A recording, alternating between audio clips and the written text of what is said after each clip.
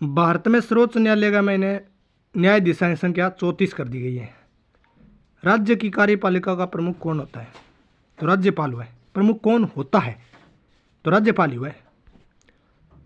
लेखा अनुदान संघ सरकार को कौन सी अनुमति प्रदान करता है? तो निश्चित अवधि के लिए भारतीय संचयी निधियों धन निकालने की अनुमति देवा लेखा अनुदान। ठीक है। पहले वित्त आयोग को गठन 1951 में करे गयो। पहले वित्त आयोग को अध्यक्ष हो कैसी नियोगी और बोले कैसे काटे पैसे कैसी नियोगी पहले अध्यक्ष हो। किस उच्च न्यायालय में सर्वाधिक संख्या में न्यायाधीश कार्यरत है? इलाहाबाद उच्च न्यायालय। क्योंकि यूपी से बड़ो है तो न्यायाधीश ज़्यादा है। गुवाहाटी के अंदर एरियो ज़्यादा है क्षेत्र में। संविधान के 42वें संविधान संशोधन द्वारा राज्य के नीति निर्देश सिद्धांतों के अध्याय में कुछ निर्देश जोड़े गए हैं। ये निर्देश कौन से नहीं जोड़े गए इनमें से? तो 42वें संविधान संशोधन में समान न्याय निःशुल्क विधिक सहायता जोड़े गयो। प्रबंध में मजदूरों की भागीदारी जोड़े गयो। वन्य जीव सुरक्षा जोड़े गयो। और बाल समारोह तो पहले ही हो संविधान में। संविधान के किस संशोधन से राज्य नीति निर्देशक तत्व सिद्धांतों को मौलिक अधिकारों पर प्रमुखता दी गई? इंदिरा गांधी की सरकार ही बोले मौलिक अधिकारों नीति निर्देश तत्व तकड़ा है, अन प्रमुखता दे दी इंदिरा गांधी। राज्य के नीति निर्देश तत्वों को सामाजिक क्रांति का दस्तावेज भी कहा जाता है। संविधान का कौन सा अनुच्छेद इसकी ओर इंगित करता है? तो कौन सो अनुच्छेद है? आ कह नीति निर्देश तत्व नहीं मन सामाजिक क्रांति को दस्तावेज भी कहे। तो अनुच्छेद 38 राज्य के नीति निर्देश तत्वों को सामाजिक क्रांति का दस्तावेज भी कहा जाता है। संविधान का कौन सा अनुच्छेद इसकी ओर इंगित करता है? अनुच्छेद 38। भारतीय संविधान का कौन सा अनुच्छेद यह निर्धारित करता है कि राजकीय नीति के निर्देशक सिद्धांत किसी न्यायालय द्वारा लागू नहीं किए जा सकते? तो 37 अनुच्छेद में कह दिया है। अब बात है कि नीति निर्देश तत्व है न्यायालय लागू कौन करा सके। ठीक है। नीति निर्देश तत्व है सरकार का जिम्मा होगी जो लागू करांगा, न्यायालय कौन करा सके। आ बात 37वें अनुच्छेद में लिखड़ी है। संविधान के अंतर्गत काम का अधिकार कहाँ पाया जा सकता है? नीति निर्देश तत्व में काम का अधिकार पाया जा सके। समान कार्य के लिए समान वेतन, ये क्या चीज़ है वो? तो आर्थिक अधिकार के लिए राजनीतिक मांग है। आर्थिक अधिकार के लिए राजनीतिक मांग है। हाँ, राजनीतिक मांग है आर्थिक आधार पर। मतलब समान कार्य के लिए समान वेतन, आधार तो आर्थिक है पर मांग राजनीतिक है। बढ़िया प्रश्न है। उद्योगों के प्रबंधन में कामगारों की भागीदारी लेना भारतीय संविधान के किस अनुच्छेद में है? 43A का मैंने लिख दिया बात। 43A का मैंने। मनरेगा कार्यक्रम निम्न में से भारतीय संविधान के किस अनुच्छेद को लागू करने हेतु लाया गया है? तो मनरेगा अनुच्छेद 43 के पालन में लिया है। अनुच्छेद 43 के पालन में कौन सा एक राज्य का नीति निर्देश सिद्धांत संविधान में बाद में जोड़ा गया? संविधान के बाद में जोड़े गयो। कौन सा नीति निर्देश तत्व? मुफ्त कानूनी सहायता बाद में जोड़े हो। हाँ, गाया तो पहली हो, ग्राम पंचायत और पहली हो, समान नागरिक संहिता भी पहली हो, और मुफ्त कानून और बाद में जोड़े हो। मुफ्त कानूनी सलाह। भारतीय संविधान के अनुच्छेद 50 के अंतर्गत लोक सेवाओं में न्यायपालिका को कार्यपालिका से पृथक करने के लिए कौन सा कदम उठाया गया? कौन कदम उठाएगा? राज्य उठाएगा। क्या बात है कि भारतीय संविधान के अनुच्छेद 50 के अंतर्गत प्रत्येक सेवाओं में न्यायपालिका को कार्यपालिका से पृथक करने का कौन कदम उठाएगा? राज्य कदम उठाओ। राज्य की त्योकात कि कार्यपालिका न्यायपालिका न अलग कर दे राज्य है। राज्य का मतलब यहाँ केंद्र सरकार से है। जब भी मैं सोचूं यार राज्य का कैसे मतलब आ गया। राज्य मतलब यहाँ केंद्र सरकार है, सरकार से मतलब है राज्य का। रोमन कैथोलिक पादरी केस जॉन वाल्टमंत बनाम भारत संघ संबंधित है। तो एक समान सिविल संहिता कानूनों और केस उड़े रोमन कैथोलिक पादरी केस और जॉन वालन मार्टन बनाम भारत संघ। जॉन वालन मार्टन बनाम भारत संघ और वो केस का उड़े समान सिविल संहिता। राज्य के नीति निर्देश सिद्धांतों को भारतीय संविधान में शामिल किए जाने का उद्देश्य क्या है? नीति निर्देश तत्व क्या में जुड़े हैं? इनका कारण है सामाजिक और आर्थिक प्रजातंत्र को स्थापित करना। ठीक है ना। सामाजिक और आर्थिक प्रजातंत्र स्थापित करना भी नीति निर्देशक तत्व जोड़े गए हैं सामाजिक और आर्थिक प्रजातंत्र के लिए। राज्य के नीति निर्देशक तत्वों का सीधा संबंध किससे है? सामाजिक न्याय में भी संबंध है, क्योंकि नीति निर्देशक तत्व मैंने सामाजिक न्याय भी मिल जाएगा, आर्थिक न्याय भी मिल जाएगा, राजनीतिक न्याय मिल जाएगा, सगला संबंधित है। नीति निर्देशक तत्वों का सीधा संबंध है। सामाजिक उस न्याय में भी है, आर्थिक न्याय भी मिलेगा, राजनीतिक न्याय भी मिलेगा। संविधान के 42वें मतलब ये ऑप्शन का मैंने क्या हो लेना गया, हाँ ये ऑप्शन में सामाजिक आर्थिक और राजनीतिक तीनों न्याय है, लेकिन ज़्यादा बेटर है 2-1 का मैंने आ रहा है जो माने जुए अंशित उद्देश्य तो तीनों में सामाजिक न्याय, आर्थिक न्याय, राजनीतिक न्याय तीनों। अच्छा, संविधान के 42वें संविधान संशोधन द्वारा निम्न में से कौन सा सिद्धांत राज्य के नीति निर्देशक तत्वों में जोड़ा गया था? 42वें संविधान संशोधन उद्योगम प्रबंधन में काम करेंगे भागीदारी और बाद में जोड़े से 42 संविधान संशोधन निम्न में से कौन सा सिद्धांत राज्य के नीति निर्देशक तत्वों में जोड़ा गया था? बाद में जोड़े उद्योगम प्रबंधन कर्मचारी। भारतीय संविधान का कौन सा अनुच्छेद सभी नागरिकों के लिए समान न्याय, सभी नागरिकों के लिए समान न्याय और मुफ्त कानूनी सहायता 39A में मुफ्त कानूनी सहायता और समान न्याय मुफ्त कानूनी सहायता 39A में लिखी है। समान न्याय होगा और मुफ्त में कानूनी सहायता मिलेगी 39A में लिखी है बात। नीति निर्देशक तत्वों में समान नागरिक संहिता का सुझाव निश्चित करता है राष्ट्रीय सुरक्षा या राष्ट्रीय एकीकरण। राष्ट्रीय एकीकरण समान नागरिक संहिता को मतलब क्या खातिर वो सुझाव की चीज़ का नहीं करे तो वो राष्ट्रीय एकीकरण में ज़्यादा बढ़ावा देवा बात है। समान नागरिक संहिता एकीकरण नहीं ज़्यादा बढ़ावा देवे। कौन राज्य का नीति निर्देशक तत्व है? कुटीर उद्योगों को प्रोत्साहन करना, हाँ ये एक नीति निर्देशक तत्व ऐसी है। कानून का समक्ष समानता ये तो नहीं है, हाँ यही ऐसी है। किस नीति निर्देशक सिद्धांत पर गांधी जी के नैतिक दर्शन का प्रत्यक्ष प्रभाव है? तो गोवध पर निषेध ये गांधी जी का समझित प्रेरित है। एक वो पंचायत आरोप वो भी गांधी जी संबंधित है, और गोवध पर हत्या भी निषेध आरोप है वो भी गांधी जी प्रभावित है। नीति निर्देशक तत्वों को क्रियान्वित करने के लिए क्या मूल अधिकारों का हनन हो सकता है? हाँ हो सके, कुछ का, सगड़ों को नहीं, कुछ का। तो ये हाँ वाला ऑप्शन नहीं चलेगा, नहीं वाला चलेगा नहीं, विवादग्रस्त है नहीं, कुछ को तो होगा, जरूर हनन होगा। 2000 मैंने गठित संविधान समीक्षा आयोग को अध्यक्ष कौन हो? 2000 में संविधान समीक्षा आयोग बन्यो भी अध्यक्ष कौन हो? MN वेंकटचलैया, नाम तो MN वेंकटचलैया और संविधान समीक्षा आयोग अध्यक्ष हो MN वेंकटचलैया। नीति निर्देशक तत्वों का महत्व किसके लिए है? राज्य के लिए। राज्य यहाँ पर सरकार से मतलब है राज्य का। संविधान का कौन सा अंश भारत के नागरिकों को आर्थिक न्याय प्रदान करने का संकेत करता है? तो नीति निर्देशक तत्व है आर्थिक न्याय का नहीं संकेत करे। भारतीय संविधान के अंतर्गत कल्याणकारी राज्य के उदाहरण निम्न में से किस अनुच्छेद में वर्णित है? कल्याणकारी, अच्छा कल्याणकारी है अनुच्छेद 38,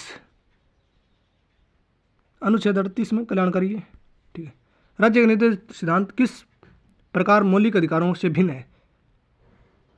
अच्छा, नीति निर्देशक तत्व और मौलिक अधिकार क्या भिन्न है? राज्य के नीति निर्देशक सिद्धांत परिवर्तनीय नहीं है, जबकि मूल अधिकार परिवर्तनीय है, बस वही अंतर है। परिवर्तनीय मतलब बन लागू करे जाए फोर्स रूप हूँ और बन लागू करे तो कर दे, नहीं करे कोई जरूरत नहीं। तो वह परिवर्तनीय को नहीं अरे अपरिवर्तनीय है, ये तो अधिकार है कि राज्य का मूल अधिकार है वह परिवर्तनीय है और नीति निर्देशक तत्व परिवर्तनीय को नहीं। 42वें संविधान संशोधन अधिनियम द्वारा किस अनुच्छेद को नीति निर्देशक तत्वों के साथ जोड़ा गया? 39वां। शराबबंदी संविधान के किस धारा में निर्देशित है? धारा बुझिए, धारा 47 में शराबबंदी लिखी है, धारा 47, अनुच्छेद नहीं, धारा 47। अच्छा, अनुच्छेद 45 में क्या कहा है? शिशुओं की देखभाल तथा 6 वर्ष से कम उम्र के बच्चों को शिक्षा देने का प्रयास करना होगा। 46 में लिखा है जाति जनजातियों और दुर्बल वर्गों के शिक्षा और अर्थ संबंधी हितों की अभिवृद्धि करना, हर तरह के शोषण सामाजिक न्याय से उनकी रक्षा करना। और आगे पढ़ ली मान ले। नीति निर्देशक तत्व जिसको संविधान में 42वें संविधान संशोधन द्वारा स्थापित किया गया वह है पर्यावरण की रक्षा, बाद में जोड़े पर्यावरण की रक्षा बाद में जोड़े। वर्तमान में किस नीति निर्देशक सिद्धांत को मूल अधिकारों से प्राथमिकता प्राप्त है? यानी मूल अधिकारों प्राथमिकता ज़्यादा दे रखी है किसी ने? केवल अनुच्छेद 39B और 39C में उल्लेखित सिद्धांतों को अपन का नहीं, कई बार नीति निर्देशक तत्व मान्यता दे रखी है ज़्यादा मूल अधिकारों, बस ये 2 ही अनुच्छेद है। अन्य मान्यता दे रखी है मौलिक अधिकारों पर और सगलान कौन दे रखी नीति निर्देश तत्व 39 ब और 39 से अदोयानी नीति निर्देश तत्व विषय है जगह मूल अधिकारों पर प्राथमिकता है 39 ब से ने। ठीक है। निम्न में से किस अधिनियम द्वारा भारतीयों को विधान परिषद में बजट पर बहस करने की शक्ति प्राप्त हुई? तो बजट पर बहस करने की शक्ति प्राप्त हुई 1892 में। 1892 का अधिनियम बजट पर बहस 92 बहस बजट पर बहस 92 बजट पर बहस 92। जापान व पकेलियो प्रक्रिया कनाडा राज्यों के बीच में शक्ति को बंटारो। राज्य के नीति सिद्धांतों में से किसके बारे में संविधान शांत है मतलब मौन है? तो प्रौढ़ शिक्षा बारे में नीति निर्देश तत्व कोई मतलब ध्यान को नहीं। कर्मचारियों निर्वाह मजदूरी भी लिखिड़ो है, गरीबा निःशुल्क विधिक सहायता भी लिखिड़ो है, बालकान 6 वर्ष तक बढ़ाना रो। प्रौढ़ शिक्षा बारे में नीति निर्देश तत्व की कौन लिखिड़ो कभी प्रौढ़ शिक्षा देगो आ बात नीति निर्देश तत्व कौन लिखड़ी। भाषाई प्रांतीय आयोग का गठन 1948 में किसकी अध्यक्षता में किया गया था? तो इन्हें पूर्ण नाम है धर आयोग है। तो एस के धर की अध्यक्षता में 1948 का मैंने भाषाई प्रांतीय आयोग बनाया था 1948 में। एस के धर की अध्यक्षता किस वर्ष भाषाई आधार पर राज्यों का पुनर्गठन किया गया था? तो पुनर्गठन 56 में करे गयो, लेकिन आंध्र प्रदेश को 53 में हो गयो। पुनः करे भाषाई आधार पर राज्यों का पुनर्गठन, राज्य में दोबारा हेरफेर हुई मैंने 56 में। किस संवैधानिक संशोधन के अंतर्गत सिक्किम को भारत का एक सह राज्य बनाया गया था? तो 35वें संविधान संशोधन 1974 सह राज्य बनाए हुए हैं 35वें संविधान संशोधन। और भारत को सह राज्य कब बनाया? 35वें बता दियो। सिक्किम को राज्य का दर्जा 36वें संविधान संशोधन 75 में। किस वर्ष में नागालैंड एक अलग राज्य बना था? तो 1963 में नागालैंड अलग राज्य बन गया। 63 में तियो नागा। ठीक है। निम्न में से किस वर्ष सिक्किम को राज्य का दर्जा दिया गया? 75 में बता दियो। वह पहला राज्य कौन सा है जिसने प्री सीमन के अधीन मतदान कराया? प्री सीमन के अधीन मतदान कराया कर्नाटक ने। वह पहला राज्य कौन सा था जिसने प्री सीमन के अधीन मतदान करवाया? कर्नाटक ने। कैसा प्रश्न पता नहीं। किस वर्ष में नागालैंड अलग राज्य बन गया था? 63 बता दियो। हाँ 62 के अधिनियम 63 में। निम्न में से किस केंद्र शासित प्रदेश को आंशिक राज्य का दर्जा दिया गया? पुदुचेरी आंशिक राज्य का दर्जा दे है। केंद्र शासित प्रदेश को आंशिक राज्य का दर्जा दिया गया है। तो पुदुचेरी केंद्र शासित प्रदेश ने आंशिक राज्य का दर्जा दिया हुआ है और आंशिक राज्य को नहीं, और केंद्र शासित प्रदेश है एकला, लेकिन पुदुचेरी है वो आंशिक राज्य का दर्जा है। किस राज्य के अंदर बोडोलैंड प्रादेशिक परिषद BTC एक स्वायत्त स्वशासी निकाय बनाया गया था? तो असम में ही BTC यानी बोडोलैंड प्रादेशिक परिषद असम में होती कोई टाइम में। अब है कौन मेरे को नहीं। लक्काद्वीप, मिन्निकॉय, अमीनदीवी द्वीप का नाम बदलकर लक्षद्वीप किस वर्ष में संसदीय अधिनियम द्वारा किया गया था? 1973 का मैंने आंगो नाम बदल गया, आंगो लक्षद्वीप बनाया, मिन्निकॉय को और आंगो नाम बदल गए 73 का मैंने बना दिया है। भारत में संघ राज्यों का प्रशासन होता है राष्ट्रपति द्वारा, केंद्र शासित प्रदेश राष्ट्रपति चलाओगी। ठीक है। उत्तराखंड राज्य के सृजन के समय 11वीं वित्त आयोग ने इसे निम्नलिखित राज्य का दर्जा दिया था, विशेष वर्ग का राज्य बताया था। उत्तराखंड ने विशेष राज्य बताया। मतलब मूल अधिकार संविधान में राज्यों को कितने वर्गों में रखा गया था? 4 श्रेणियां बांटेडो मूल संविधान में राज्यान कितनी श्रेणियां बांटेडा? 4 श्रेणियां बांटेडा मूल संविधान में राज्यान। सार्वभौम तथा स्वतंत्र राज्यों के एक स्वैच्छिक संघ को क्या कहते हैं? परिसंघ। सार्वभौमिक और स्वतंत्र राज्यों को एक स्वैच्छिक संघ हुए नहीं बिन परिसंघ कहे क्या कहे? परिसंघ। केंद्र शासित प्रदेश दिल्ली का शासन किसके द्वारा संचालित होता है? राष्ट्रपति के द्वारा। तो दिल्ली का शासन है राष्ट्रपति के द्वारा है। ये क्या प्रश्न रह गया? ठीक है। संघ शासित प्रदेश दमन और दीव में कौन शासन करता है? प्रशासक हुआ दमन दीव में। हाँ दमन दीव में भी प्रशासक हुआ, चंडीगढ़ में भी प्रशासक हुआ। 1956 में राज्यों का पुनर्गठन करने से भारत में 14 राज्य 6 केंद्र शासित प्रदेश बचा। 1956 में 14 राज्य 6 केंद्र शासित प्रदेश।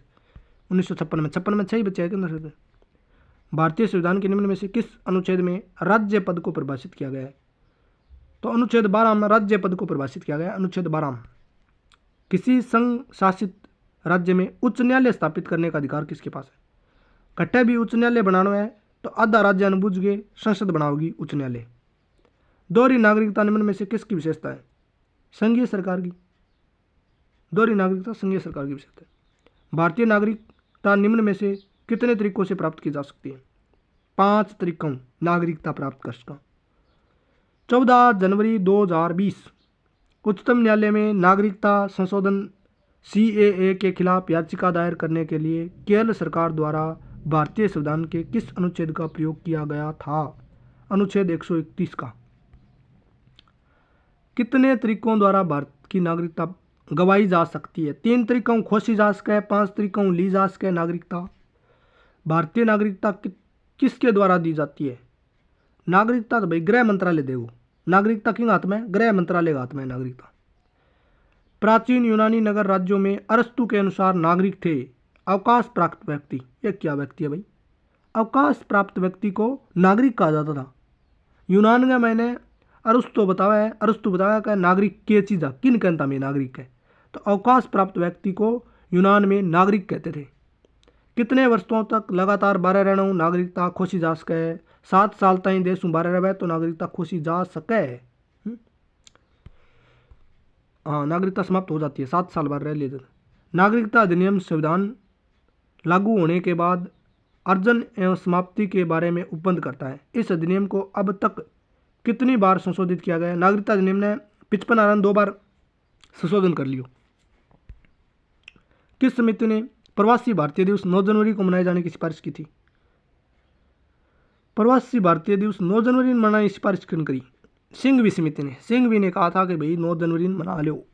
निम्न में से किस समिति में किसी भारतीय व्यक्ति की भारतीय नागरिकता समाप्त हो सकती है? किस स्थिति में? तो 3 तरीकों खोसी जा सके। एक तो खुद आप देश का आदमी, एक सरकार खोज सके, एक पर्यावसन पर खोसी जा सके। 3 तरीकों, पर्यावसन वंचित किए जाने पर और त्यागने पर। पर्यावसन, भारत में एकल नागरिकता की धारणा अपनाई गई है। अमेरिका ब्रिटेन के कारण आप एकल नागरिकता अपना रखे हैं बटू लेडिया। संविधान का कौन सा अनुच्छेद संसद को नागरिकता के अधिकार को नियमित करने की शक्ति प्रदान करता है?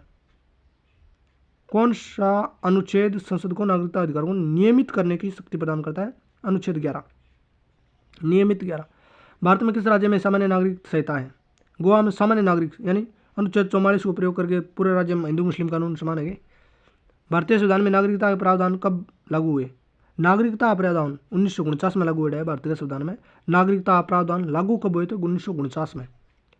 किसने स्पष्ट किया है कि जो व्यक्ति किसी राज्य के विधि निर्माण या न्याय प्रशासन में हिस्सा लेने में समर्थ होता है वही नागरिक है? यह अरस्तु ने कहा था। अरस्तु इधर तो और की बोलो, अरा बैठा हो बोले लोगो। भारतीय संविधान के अनुसार नागरिकता के अधिकारों का बना रहना किस अनुच्छेद में है? तो 11 अनुच्छेद 10 अनुच्छेद में लिखी है नागरिकता के अधिकारों का बना रहना 10 में।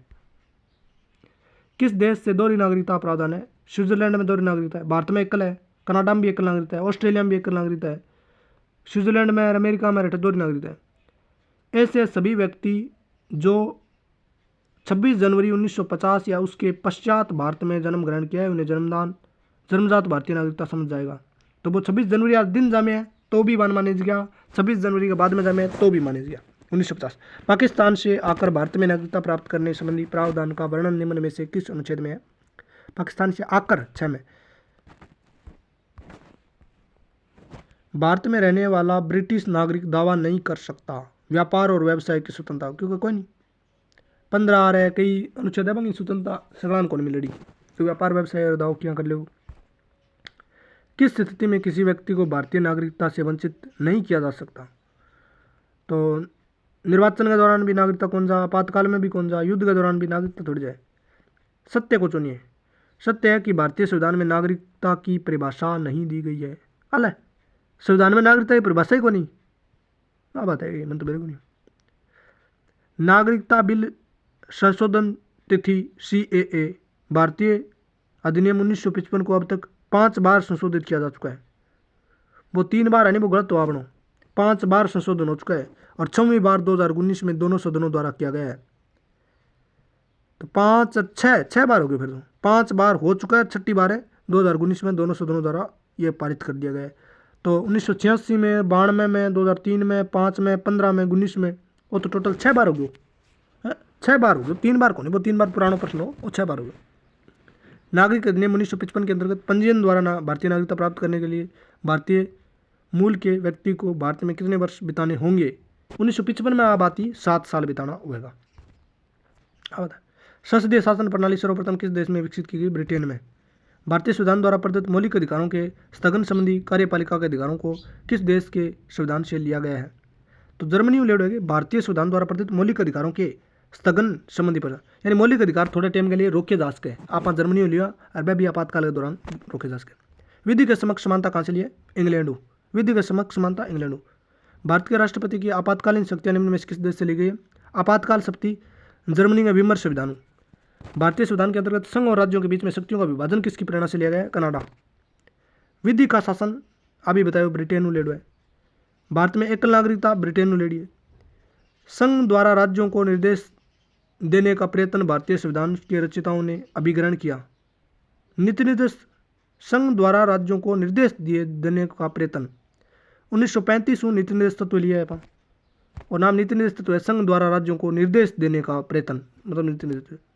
हम न्यायिक पुनरावलोकन की व्याख्या करते हैं, तो भारत और यूएसए दोनों में यह बात लिखा हुआ है, हम न्यायिक पुनरावलोकन की व्यवस्था करते हैं। प्रश्न देख कितनी बार आए हुए?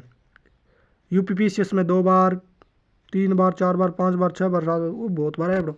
हम न्यायिक पुनरावलोकन की व्यवस्था रखते हैं। भारत और यूएसए दोनों में न्यायिक पुनरावलोकन भारत में भी है और अमेरिका में, दोनों जगह न्यायिक पुनरावलोकन हुआ, भारत में और अमेरिका में। ये किसने कहा है? मुझे इस आरोप के संबंध में कोई क्षमा नहीं मांगनी है कि संविधान के प्रारूप में गवर्नमेंट ऑफ इंडिया एक्ट ने मैंने घुसा दिए हैं, तो अम्बेडकर का कथन है। राष्ट्रपति के निर्वाचन के लिए निर्वाचन मंडल की व्यवस्था ली गई है आयरलैंड।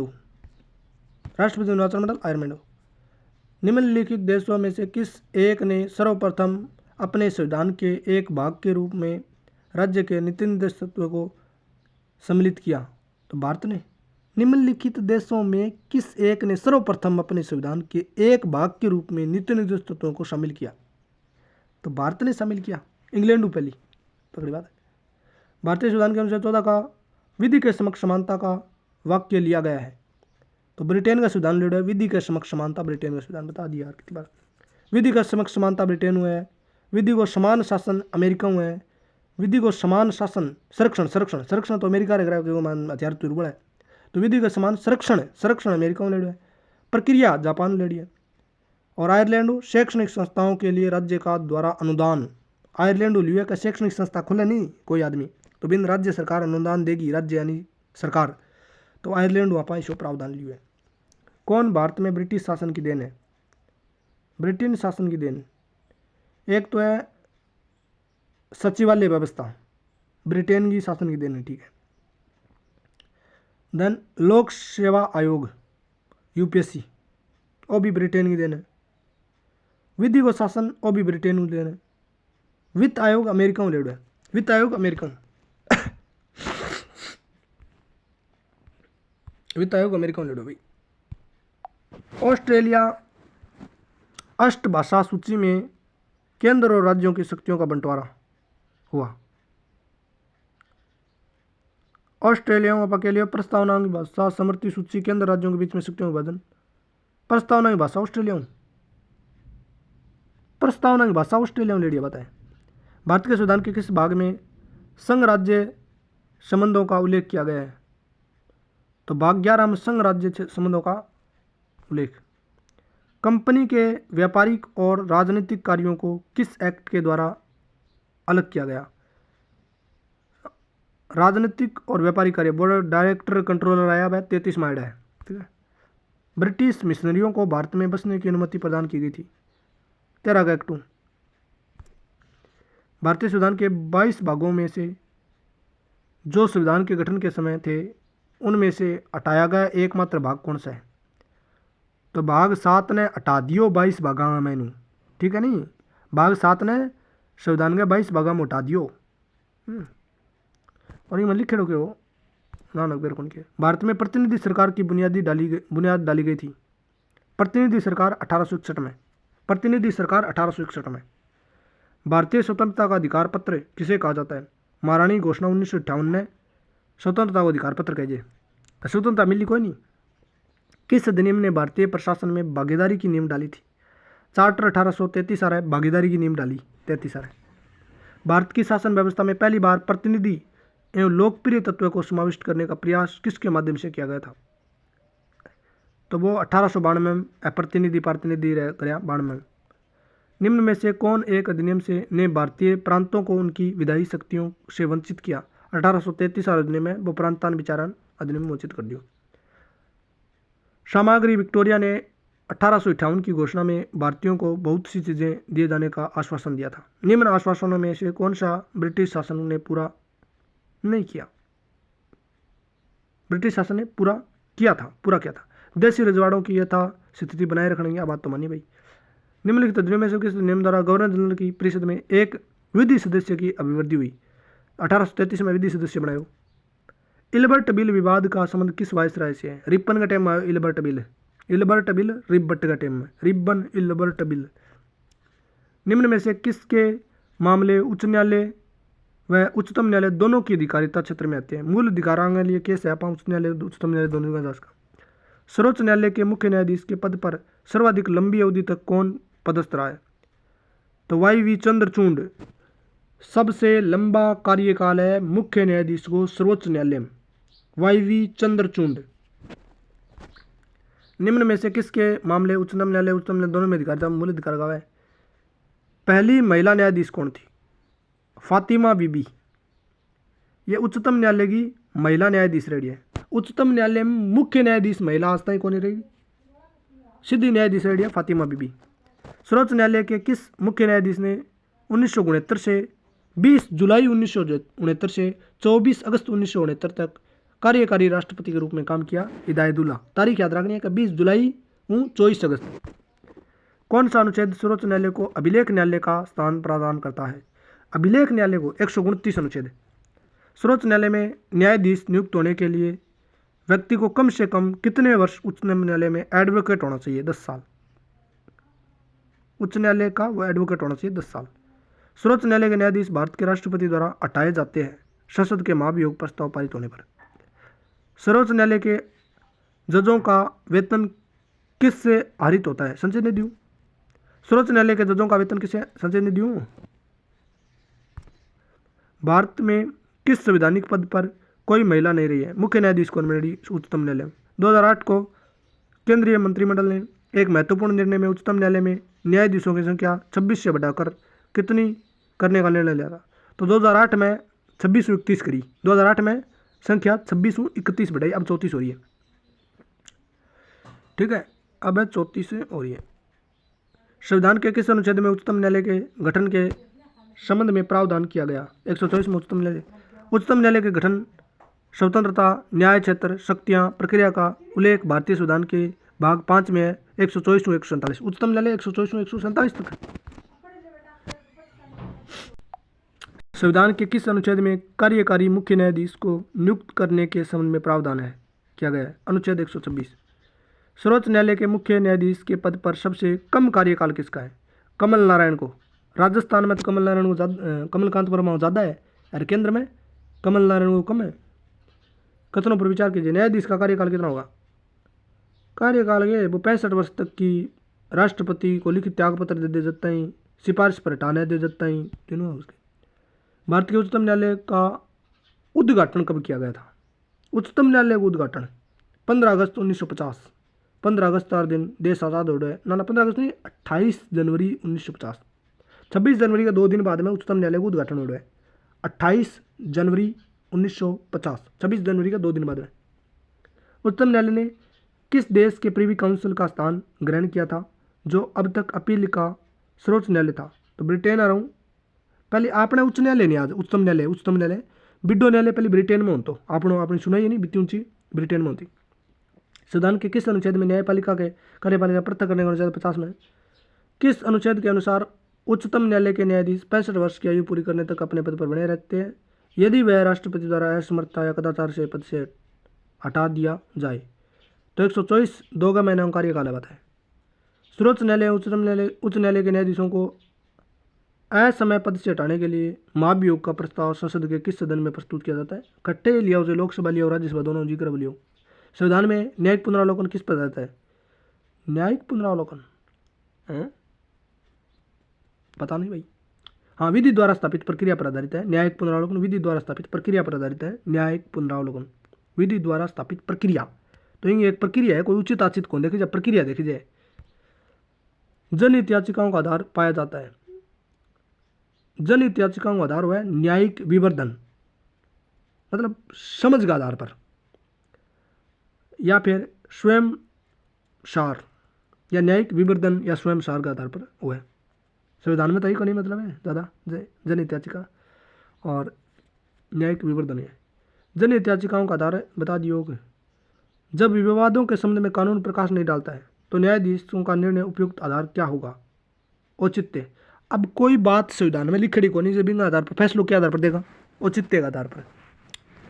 संविधान में लिखड़ी औचित्य के आधार पर, जब संविधान के संबंध में कानून प्रकाश नहीं डालता है, औचित्य बता दियो। विधि के शासन के लिए नुकसानदायक क्या है, विधि के शासन के लिए नुकसानदायक, न्यायिक सक्रिय नुकसानदायक है। हाँ, पुनरावलोकन तो नुकसानदायक होने फायदो है, कानून की उचित प्रक्रिया भी फायदो है, कानून द्वारा स्थापित प्रक्रिया भी फायदो है। न्यायिक सक्रियता फायदो कौन, थोड़ा सा घाटो कस के ज़्यादा फैल जाए तो तंग कर ले न्यायालय लोग। निम्न में से किसके अंतर्गत भारत में सर्वप्रथम सर्वोच्च न्यायालय की स्थापना हुई थी। सर्वप्रथम रेगुलेटिव एक्ट 73 में क्या आ गया बीच में, भारत में न्यायपालिका है एकीकृत और अविभाज्य, मतलब न्याय व्यवस्था टुकड़ा कोई टुकड़ा, एकीकृत है, अविभाज्य है। अच्छा, भारत में उच्चतम न्यायालय में न्यायाधीशों की संख्या बढ़ाने का अधिकार संसद के पास है। किस वाद में सर्वोच्च न्यायालय ने कहा था कि संसद को मूल अधिकारों में संशोधन करने की शक्ति प्राप्त है, पर वह संविधान के ढांचे में नहीं छेड़ सकती। केस वानंद भारती के चरणाली। भारत के सर्वोच्च न्यायालय की स्थापना हुई थी 1935 के अधिनियम